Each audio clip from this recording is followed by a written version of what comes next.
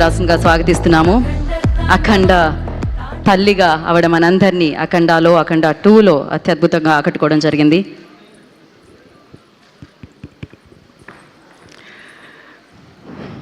Media press అందరికీ వందనాలు, ప్రేక్షకులందరికీ నమస్కారాలు, 14 రీల్స్ నిర్మాతలకి నమస్కారాలండి, మా దర్శకులు బోయపాటి సీన్ గారు నమస్కారాలు, చెవులు దద్దరిల్లేలా మ్యూజిక్ కంపోజ్ చేసిన సంగీత దర్శకులు తమ్మన్ గారికి వందనాలు, కోరియోగ్రాఫర్స్ మాస్టర్ గారు వందనాలు, డిఓపి రాంప్రసాద్ గారు, సంతోష్ గారు, కైలాసాన్నే చూపించిన కైలాసంలోకి మమ్మల్ని అందరినీ తీసుకెళ్ళిన మీ అందరికీ వందనాలు, సాక్షాత్తు శివుడుగా నా కళ్ళకి శివయ్యగా కనిపిస్తున్న బాలయ్య గారికి వందనాలు.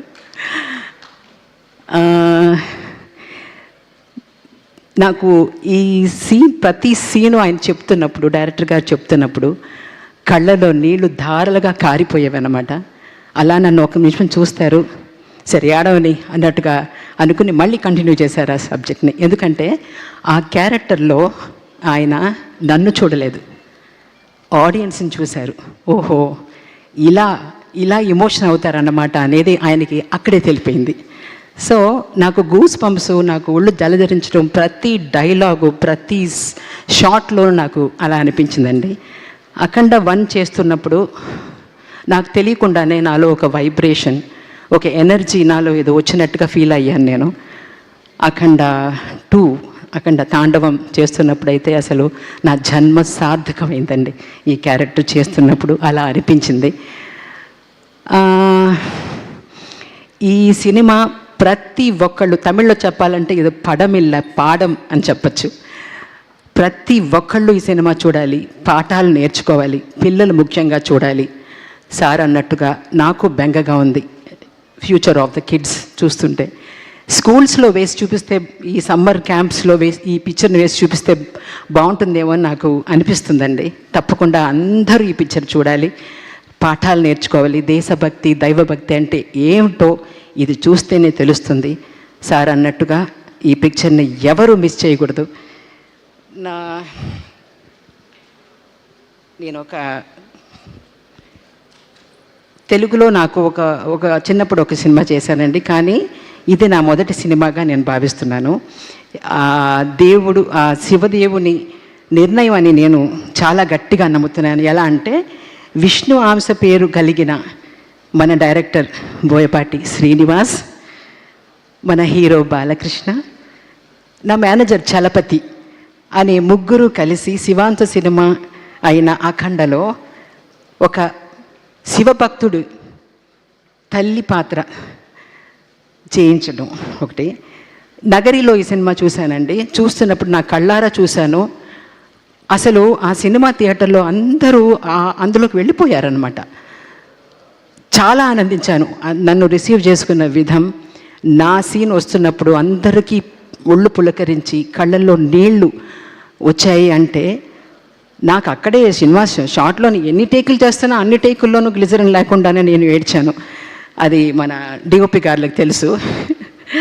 సో ఆ తర్వాత ఊహించని విధంగా 500 సంవత్సరాలకు ముందు నగరిలో నిర్మించబడిన శ్రీ కరకంఠేశ్వర స్వామి ఆలయంలోకి నాకు వెళ్ళడం జరిగిందండి. అది మిట్ట మధ్యాహ్నం 2:30 అన్నమాట.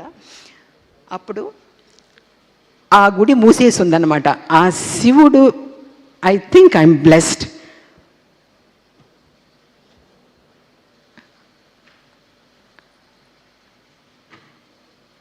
నేను వెళ్ళి అక్కడ నుంచున్నాను. అయ్యో గుడి మూసేస్తుంది అని నుంచున్నాను.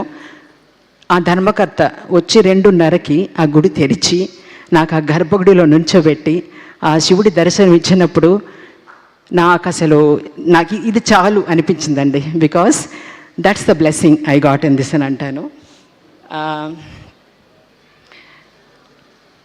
అదొకటేను. మళ్ళీ ఈ సినిమా చేయటమే అసలు నేను చేసుకున్న పుణ్యం అని.